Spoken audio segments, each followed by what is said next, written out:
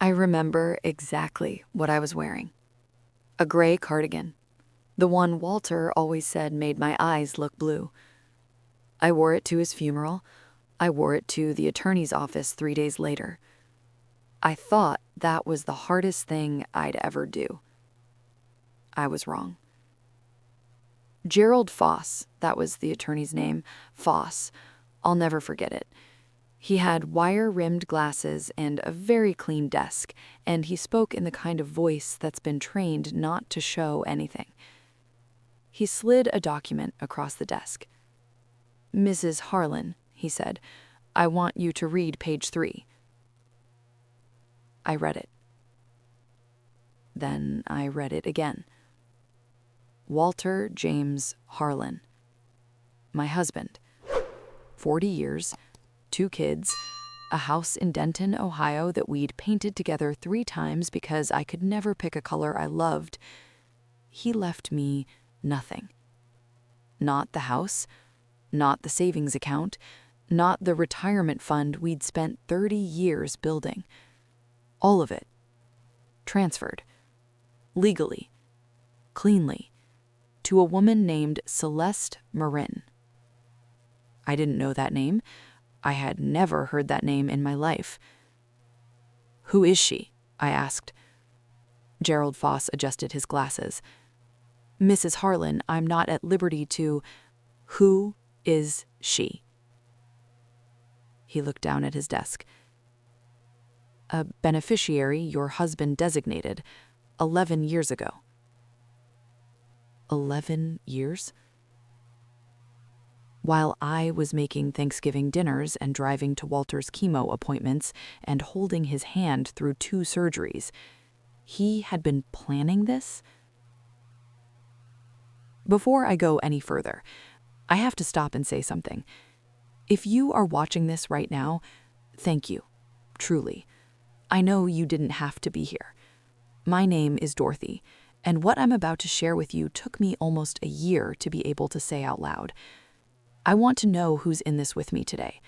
Drop your city and state in the comments right now. I read every single one.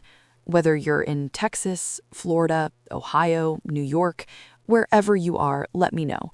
You being here means more than you know. Now, where were we? Gerald Foss was still talking, but I had stopped hearing him because my phone had just buzzed. A text from a number I didn't recognize. "Mrs. Harlan, my name is Celeste. We need to talk. Please don't hang up." I don't remember leaving that office. I remember the parking lot, the way the pavement felt uneven under my feet, the smell of exhaust from a truck idling near the exit. I sat in my car for 22 minutes. I know because I watched the clock. The text was still on my screen. "Mrs. Harlan, my name is Celeste. We need to talk. Please don't hang up." Don't hang up. I hadn't even called her yet. She already knew I'd want to. I stared at that message so long the screen went dark. Then I typed back 2 words. "Call me." She called in 40 seconds. "Mrs. Harlan, how did you get my number?" I said. A pause. "Walter gave it to me, a long time ago. He said if anything ever happened to him, I should reach out." Walter gave it to her? Walter planned this. "How long did you know my husband?" My voice surprised me, steady, almost professional. Another pause, longer this time. "Mrs. Harlan, I think this conversation should happen in person. Answer the question." 14 years. 14 years. I did the math without meaning to. Tyler had just started 2nd grade 14 years ago. I had just been diagnosed with early-stage thyroid cancer 14 years ago. Walter had sat beside my hospital bed and held my hand and cried and said he couldn't imagine his life without me. 14 years ago. I put the phone on speaker, set it on the passenger seat, and I looked out the windshield at nothing. "Do you have children?" I asked. The pause that followed was the longest one yet. Mrs. Harlan, it's a yes or no question, Celeste. Silence. Then, so quietly I almost missed it. Yes. One word. 3 letters. And just like that, everything I thought I was grieving became something so much bigger.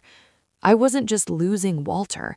I was losing the version of Walter I'd spent 40 years believing in. Just like that, everything. I started the car. I had a lot of work to do. I didn't go home. Not right away. I drove to the Kroger on Elm Street, the one Walter and I had shopped at for 26 years, and I bought a rotisserie chicken, a bag of salad, and a bottle of Pinot Grigio. Because that's what normal looked like, and I needed to look normal while I figured out what I was doing. My daughter Renee called twice before I pulled into the driveway. I let it ring. She called a third time as I was setting the grocery bags on the kitchen counter. I picked up. Mom, how did it go? What did the attorney say? I looked around the kitchen. Walter's coffee mug was still on the drying rack. His reading glasses were folded on the counter next to the toaster. His whole life still sitting exactly where he left it. It went fine, I said. Standard stuff. I'll call you tomorrow. Mom. I'm tired, Renee. I just need to eat something and sleep. A pause. Okay, I love you. I love you too, sweetheart. I hung up and I sat down on the kitchen floor, right there, between the refrigerator and the island. I didn't cry. I wanted to. I tried to. Nothing came. I stayed there for a long time. Then I got up, poured a glass of wine, and I started going through the filing cabinet in Walter's office. Bank statements, going back 7 years. I found the first one in 40 minutes. A recurring transfer, modest, $500 a month, filed under a category Walter had labeled, and I almost laughed, charitable giving. $500 a month, for at least 7 years that I could find.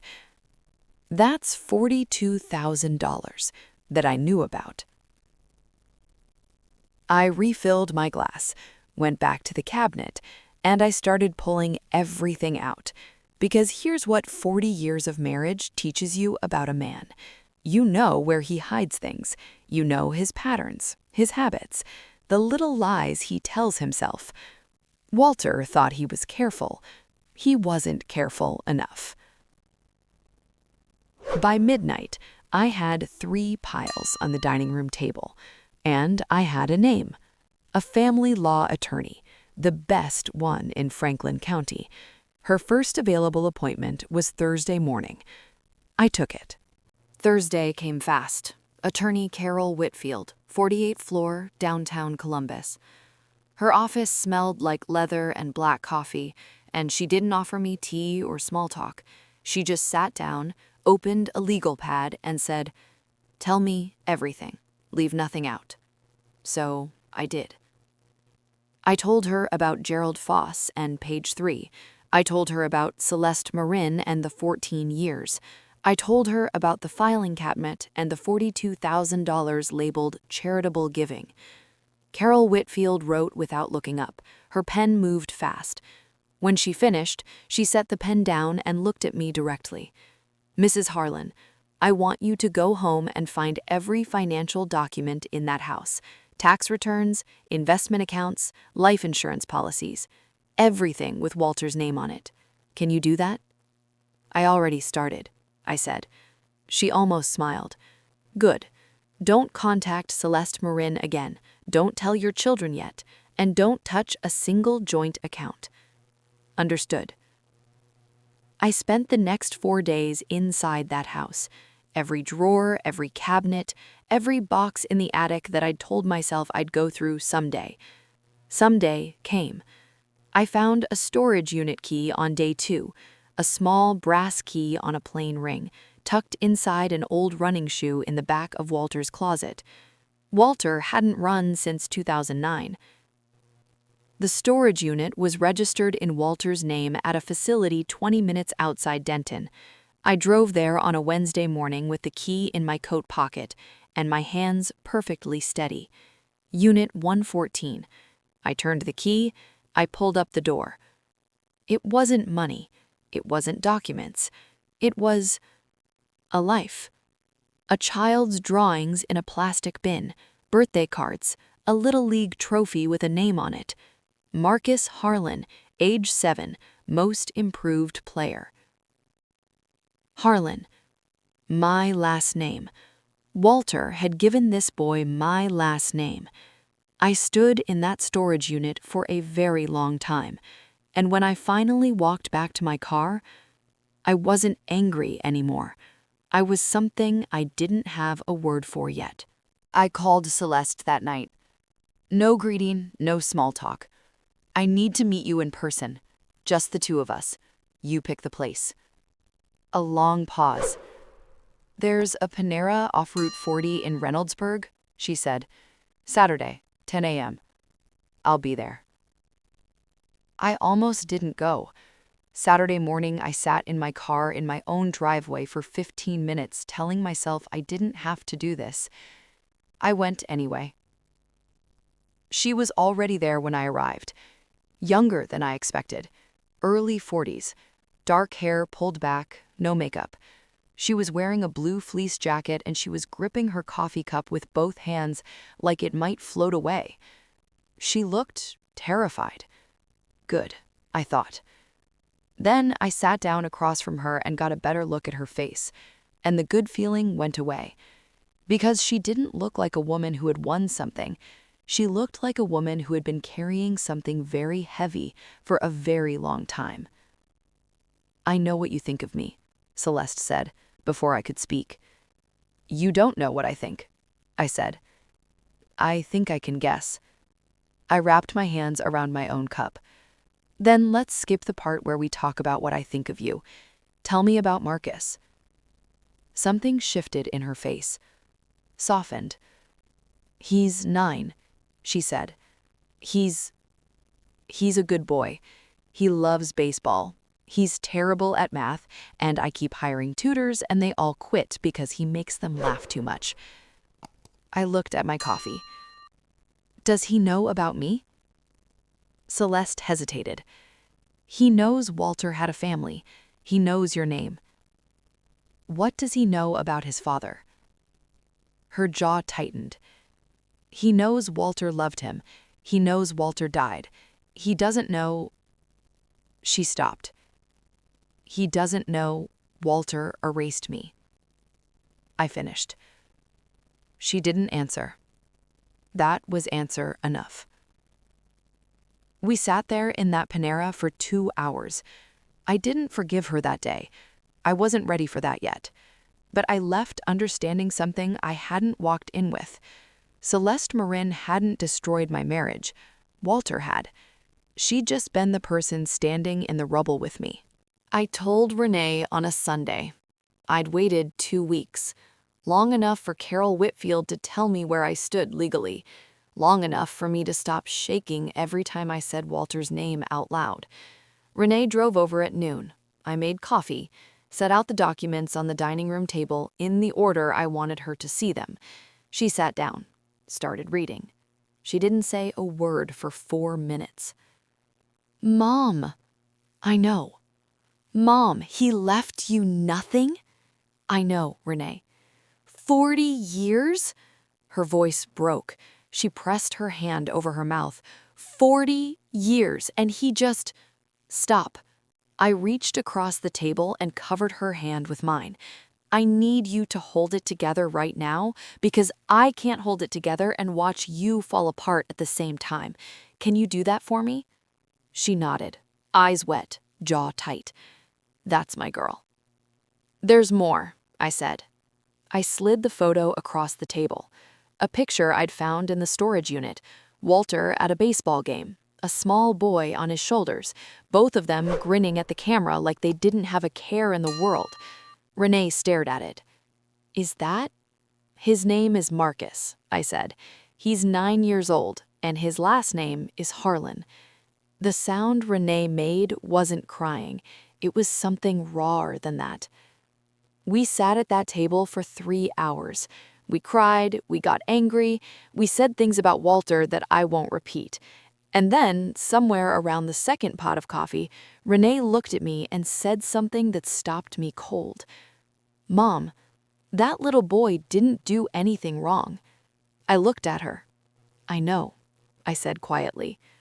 "So what are you going to do?" I didn't answer her that day, but the question followed me everywhere after that. Into every room, every sleepless night, every morning I woke up reaching for a husband who was gone, and who, I was still learning, I had never fully known. What was I going to do? Carol Whitfield called me on a Tuesday morning with that tone attorneys get when things are starting to go their way. "Dorothy, we have a case. A strong one." I sat down at the kitchen table with a notepad. "Talk to me." Here's what Carol had found. The will Walter filed 11 years ago had been amended without proper legal witness documentation in the state of Ohio. One signature was missing. A technicality, but in probate court, technicalities are everything. On top of that, the retirement accounts. Those had named me as beneficiary when they were opened in 1987. Walter had attempted to change the beneficiary designations 4 years ago, but he'd filed the paperwork to the wrong administrator. It hadn't gone through. Legally, that money was still mine. We're talking about $412,000. "What about the house?" I asked. Carol paused. "That one's harder. Title was in both names, but the transfer, Carol, we'll fight for it." "Good." The court filing happened on a Thursday. Gerald Foss called me that same afternoon, first time he'd reached out since that day in his office. "Mrs. Harlan, I want you to know I was only doing my job." I let him finish. Then I said, very calmly, "Mr. Foss, I'm sure you were, and now my attorney is doing hers." I hung up. The process took 11 weeks. 11 weeks of depositions and document requests and phone calls with Carol that sometimes lasted 2 hours. Renee came over every Sunday. We'd sit at the dining room table, the same one where I'd shown her the photo of Marcus, and we'd go through everything together. She never once asked me to slow down. She never once suggested I settle. But in the middle of all of it, in the middle of the filings and the counterfilings and the legal language I was learning to read like a second language, I kept thinking about a 9-year-old boy in a house I'd never seen, waiting for a future that nobody had properly secured for him either. Walter had failed us both. Celeste called me on a Wednesday evening in early March. Her voice was different, thinner. "Dorothy," first time she'd used my first name, "Marcus has been asking about you." I set down the dish I was washing. "What do you mean?" "He found... Walter left some things. Photos. One of them is you and Walter, your wedding photo." A pause. "Marcus asked me who you were. I told him you were someone important to his dad. He's been asking to meet you ever since." I said I'd think about it. I thought about it for 6 days. Then I drove to Reynoldsburg on a Saturday morning. Not to Panera this time, to Celeste's house. Marcus was in the front yard when I pulled up, throwing a baseball against a pitchback net by himself, over and over, the focused repetition of a kid who does this when he needs to calm his mind. I knew that about him already somehow. He looked up when I got out of the car. Dark eyes, Walter's jaw, a gap between his front teeth that made him look younger than 9. He lowered the baseball. "Are you Dorothy?" he asked. "I am," I said. "Dad talked about you." I walked a few steps closer. "What did he say?"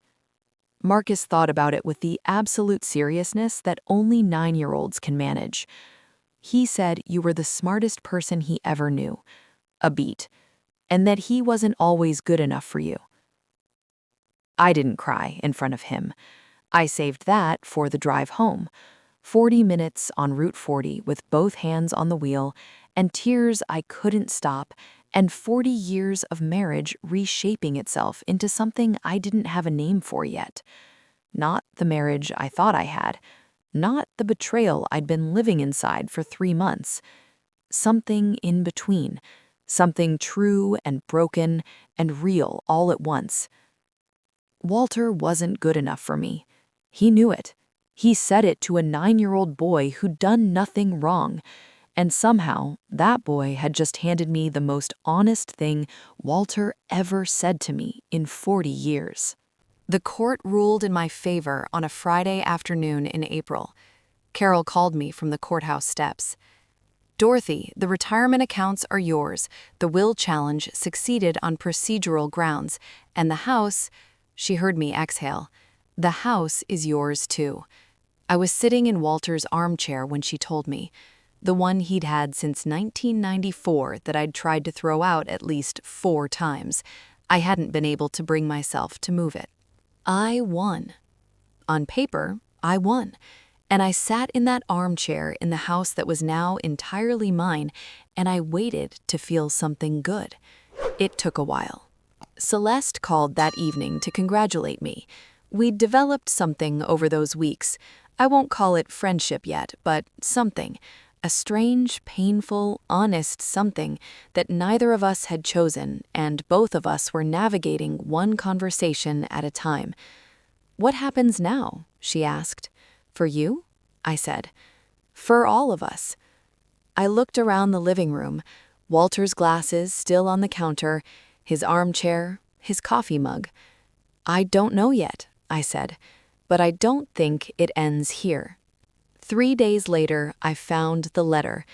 I'd been going through the last box from the storage unit, the one I'd been putting off, and at the very bottom, beneath Marcus's old drawings and a birthday card I recognized as Celeste's handwriting, was an envelope. My name on the front, Walter's handwriting. I sat on the floor of the storage unit and I opened it. I'm not going to read you every word. Some things are still mine. But I'll tell you this. He didn't make excuses. He didn't ask for forgiveness. He just said, "I knew you were stronger than me. I always knew, and I am sorry that I made you prove it this way." I folded the letter back up, put it in my coat pocket, drove home in the dark, and for the first time since I'd walked into Gerald Foss's office, I let myself cry. Not for the marriage I'd lost, for the man I'd loved, who was real and flawed and gone. All 3 at the same time. It's been 14 months since I sat in Gerald Foss's office and read page 3. 14 months. Some days it feels like yesterday. Some days it feels like another woman's life. Maybe both of those things are true. Here's where everyone landed. Carol Whitfield is still my attorney. And now, my friend. The kind of friendship you only build when someone has stood in a courtroom and fought for you. Renee, my girl, she moved back to Denton 6 months ago, bought a house 12 minutes from mine. We have dinner every Sunday without fail. Gerald Foss retired in August. I heard it through the county grapevine. I won't pretend I felt bad about it. Celeste moved to a better neighborhood. I helped her find a real estate attorney. Yes, I did that. I'm not going to explain it further than this. She didn't create the situation any more than I did, and her son needed a stable home. That mattered more than my pride. And Marcus. Marcus is 10 now. He made the travel baseball team this spring. I was there for his first game. I sat in the bleachers in a folding chair with a cup of terrible ballpark coffee, and I watched that boy round second base with Walter's exact stride, and I thought, This is the thing I didn't expect. Not the grief, not the legal battle, not the betrayal. This, a 10-year-old boy who didn't ask for any of it, running bases in the Ohio sunshine like he owned the whole sky. I'm still in the house. Walter's armchair is still in the living room. His coffee mug is in the cabinet now, not on the drying rack. Small things, but they mean something. I'm figuring out what my life looks like from here. Most days, I think it looks pretty good. Now, before I go, I need a moment with you. You stayed with me through every single part of this: the attorney's office, the storage unit, that Panera in Reynoldsburg, the letter. That means something to me. It really does. So I want to ask you, what part of this story hit you the hardest? Was it the will, the storage unit, Marcus at that baseball game? Tell me in the comments. I read every single one, and I respond when I can. And if this story found someone who needed it today, someone going through something they didn't choose, something that blindsided them, something that made them question everything they thought they knew, I want you to hear this. You are not behind. You are not broken. You are exactly where you are, and that is a place you can build from. I built from it. You can too. If this story meant something to you, hit that like button. It takes 1 second and it helps more people find their way here. Subscribe if you haven't yet. We're building something real in this community. Stories that don't flinch, stories that tell the truth. And share this. Send it to someone who needs to hear it today. I'll see you in the next one. I'm Dorothy Harlan, and I'm still standing.